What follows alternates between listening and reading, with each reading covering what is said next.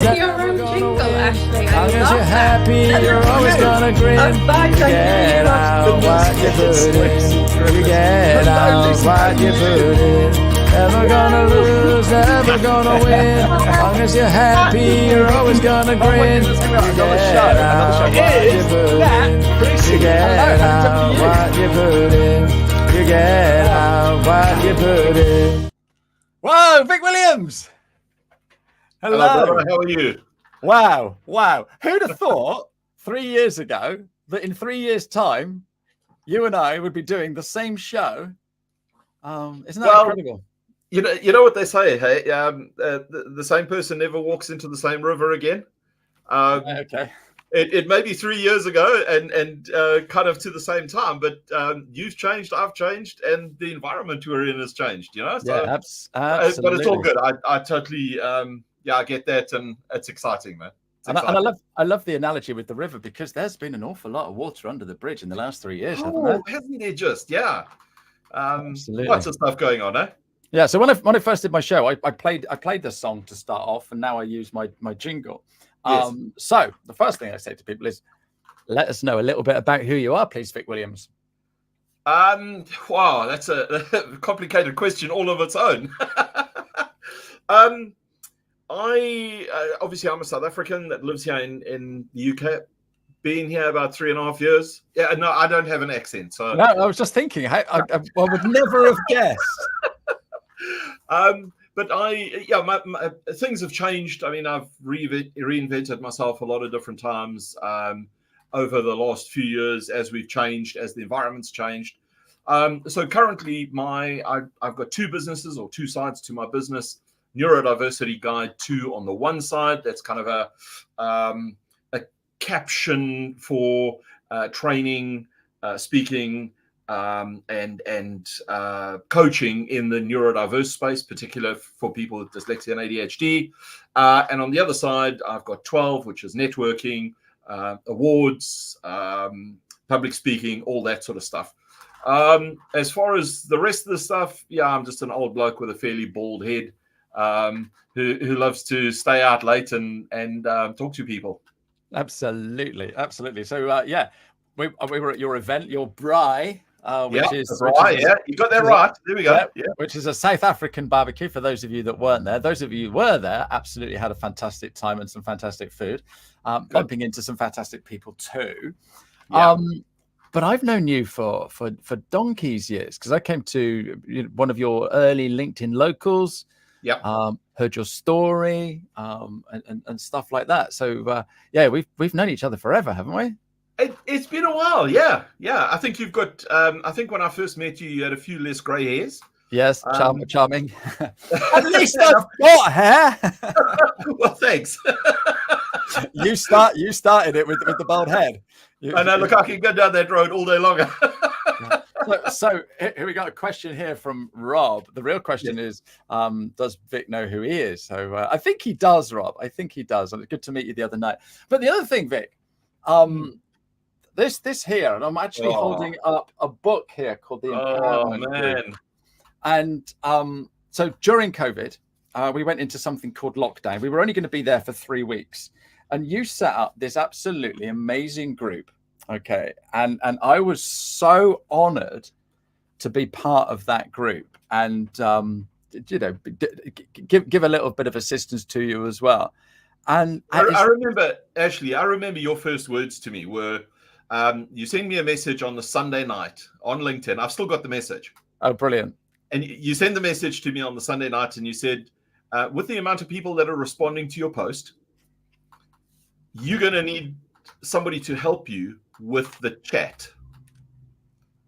If you need help, let me know. And I went, yes, please. Well, the story I tell is you rang me back straight away. and little did I know that message, that phone call should have had the trajectory that it has had on what I'm doing. I was employed, Vic. Yeah. I was never going to be self-employed. I was never going to be a public speaker. I was never going to host a live show and do a podcast. Yeah. Oh, hang on. I have. But it's not just me, Vic. it's not just me. There's so many people in that book that you made a difference to. So we all did, mate. We all did. We all mucked in together, didn't we? But absolutely. What an amazing thing. Yeah, it was a rough time for everybody, but I think the thing that kind of drove the whole thing to start with was this idea that they're all talking about this lockdown thing. We don't know what it's going to be like, what it's going to feel like. I'm a very outgoing kind of person. Being stuck in these four walls would drive me absolutely bleep crazy. I don't know. I'm not going to swear on your show because I know it's a family show.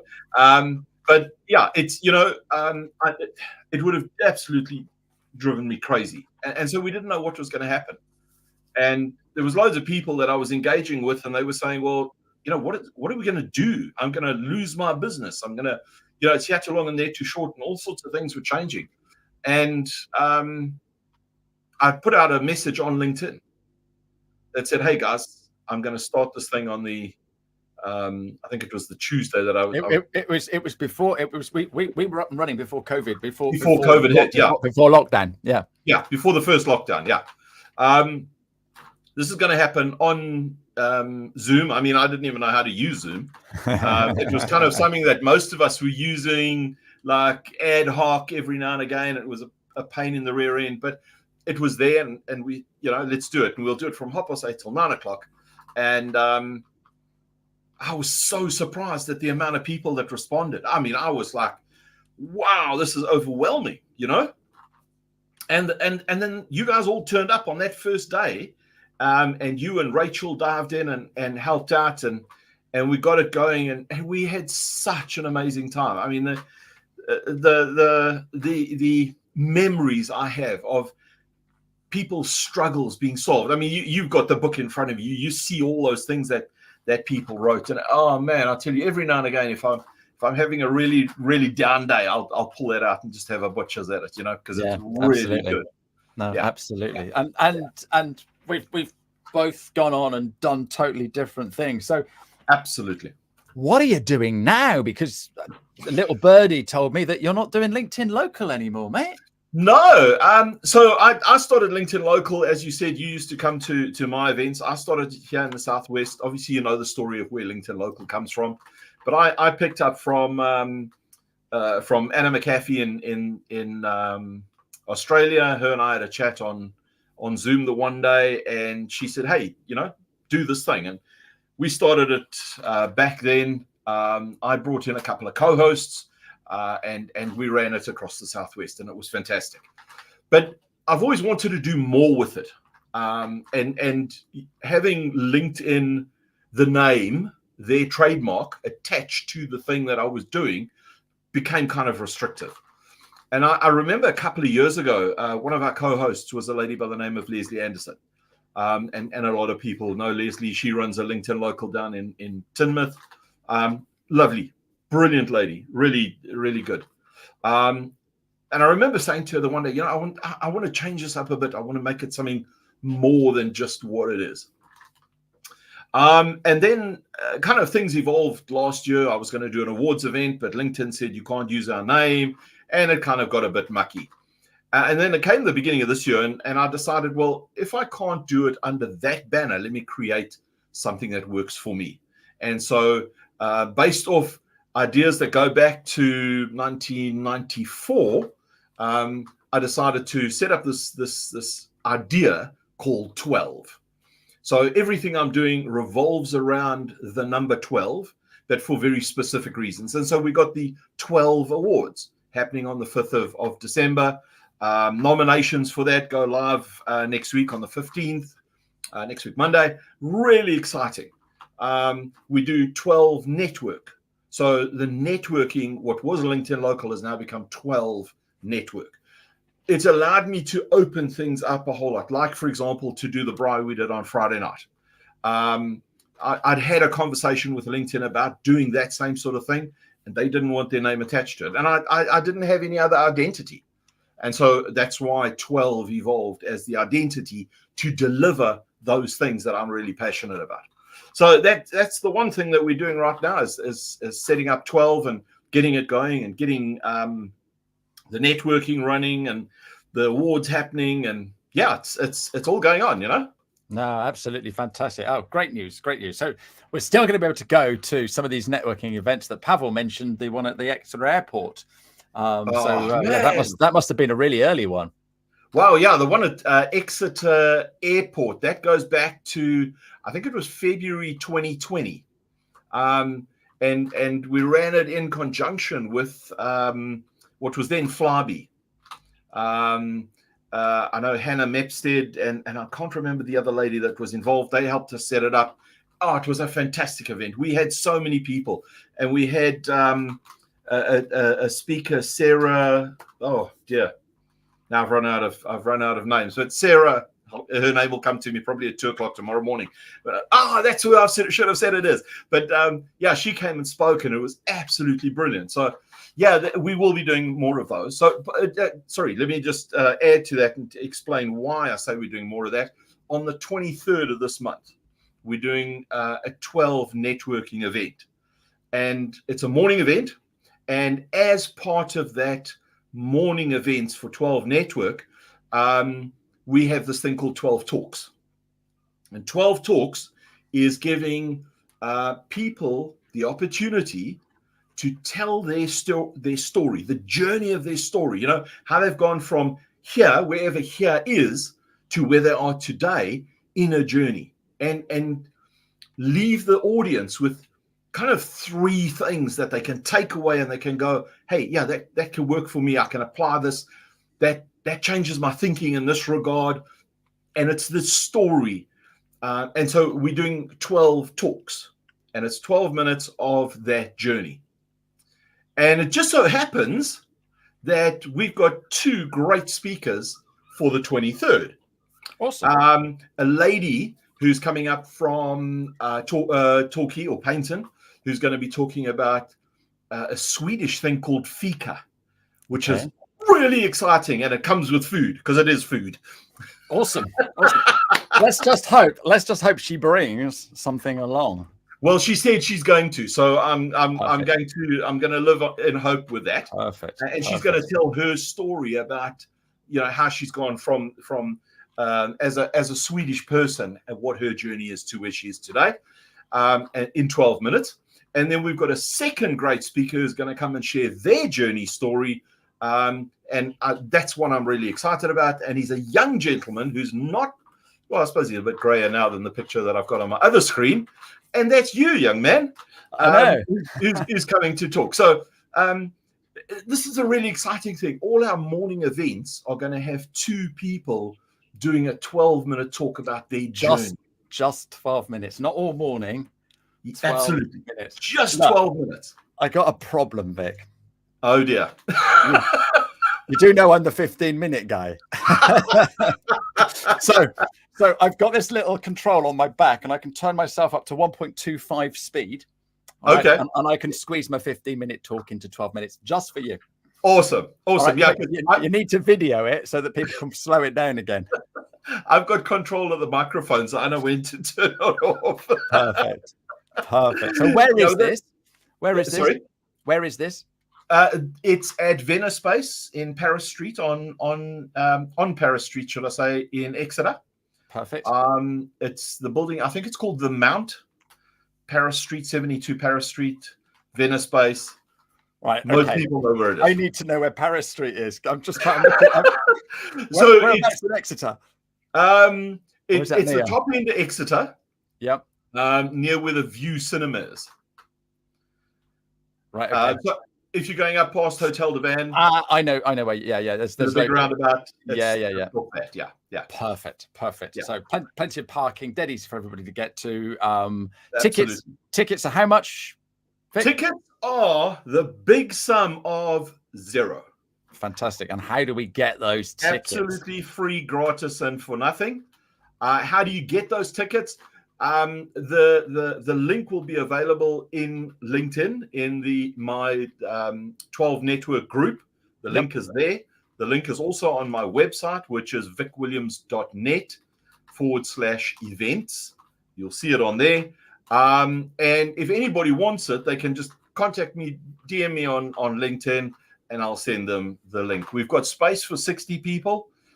So yeah, we need people to book soon. We need to get your tickets soon because they're going to sell out. The other thing is, if you listen to this on the podcast, just scroll down and the links are there as well. So awesome. Yeah, no, fantastic. That I'm really looking forward to that.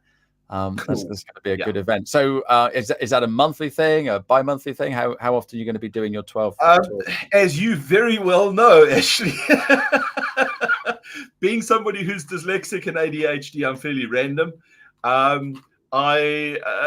It's kind of like I wake up in the morning and I go, oh, we haven't done an event for a while. Right, let's pick a date.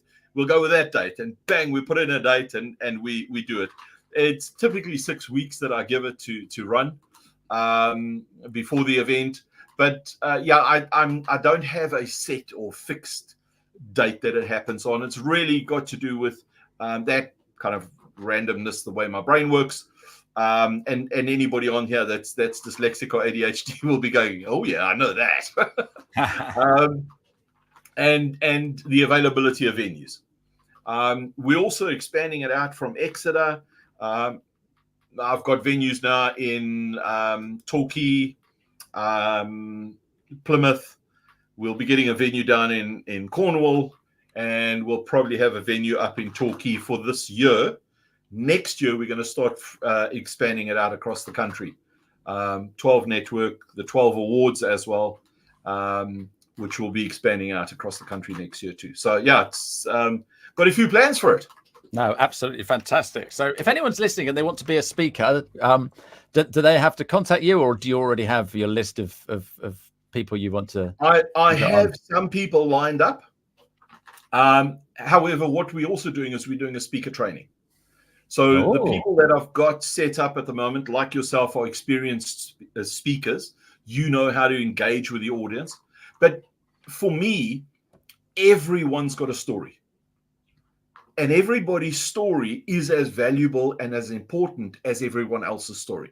And it's easy to walk into a local bookshop and buy a book of some bloke that's walked across the Atlantic in cardboard shoes, or he climbed Mount Everest in his underwear, or some lady that's run across the Sahara Desert pulling 10 camels. You know what I'm saying? Those kind of those stories that are good, but none of us regular people are ever going to do that. But what we can get inspired by is the single mom who's got 3 kids, and she's raised those kids, and they're now going to uni.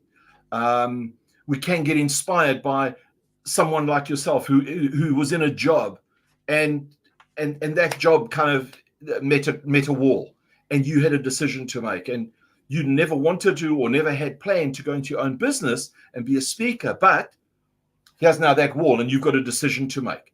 And we can get inspired by those kind of stories. And so I want the majority of the speakers who are coming to speak at the 12 talks to be of that type. Ordinary people with ordinary stories from which other people can learn at least 3 lessons. And everybody's got a story that they can tell, that they can learn, that people can learn at least 3 lessons from. So we're putting together the training. I've been a public speaker for over 30 years, so I think I know a few things about it, hopefully. But we're putting together the training to teach people how to tell their story, or to tell a story, a brand story, a company story, a marketing story, whatever it is, in a short, concise manner. So how to put a long story into 12 minutes, which is a challenge for me because, I mean, as you can hear, I hate speaking. So yeah, we're doing that training to help people. And then it's those people that I want to then draw into doing the 12 talks. And you may remember a couple of the speakers that we've had in the past when it was still LinkedIn Local. There's a number of people that we brought in as speakers. They've shared their story, not using the 12 concept, but they've shared their story. And a couple of them have gone on to do absolutely outrageous things. I'm thinking of a particular lady who set up a networking group for for women. That's now expanding across the country, and it's doing wonderful things for people, changing people's lives. And it was the catalyst was her sharing her story at a LinkedIn local one morning. And that's what empowers me. That's what fires me up. That's what, just like, oh yeah, man, I'll get out of bed to hear that stuff, you know? Yeah. Not that I like getting out of bed. That's the sort of thing that we were doing in the empowerment group as well, because people were coming in and sharing stories. Slightly easier on a Zoom call first thing in the morning when everyone's wearing pajamas. But I'm looking forward to that. And Pavel's saying it looks good. So hopefully you've got your ticket, Pavel. Yes, hopefully, Pavel. We'll see you there, mate. So, did you say awards? Awards? Yes, I did. Okay, come on then. What's going on here, Vic? So we're gonna. Last year I wanted to do an awards kind of thing, but it didn't pan out. And then putting the whole idea of 12 with awards, I came up with this idea of the 12 awards. So literally, it is 12 categories. We've got 12 judges. Anybody that comes up on stage to receive their award, all the winners, obviously, they've got to say thank you or make a comment in 12 words or less. Oh, brilliant. We're also going to tie the awards event in with Christmas. So we'll have the awards event on the 5th of December, and straight afterwards, we'll have a Christmas party. Perfect. So it's a black tie event. Come along, but Christmas. Here's a word that I came up with the other day. I'm sure nobody else has come up with this word, but Christmasify your black tie outfit for the evening. So that's what it's about. And that's when the event is going to be. So we've got 12 tables, 12 people on each table. We've got place for 145-ish people. Hey? 144. Yeah, well, I'm giving it 145 because I'm included. But yeah, we've got all that space, and each table will be part, or we're using the 12 days of Christmas. So each table will represent one day of the 12 days of Christmas. So just a little bit of fun around awards. But as I said, the nominations open on Monday the 15th.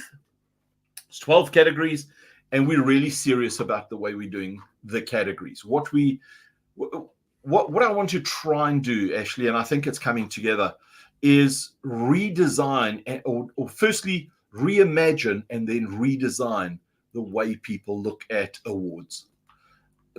It's easy to give an award to a company and miss the people that are inside.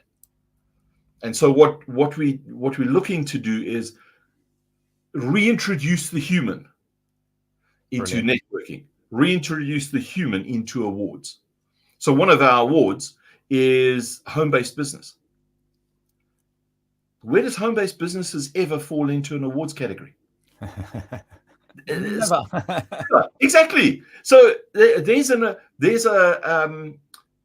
category that you, for example, could be nominated for. Home-based business.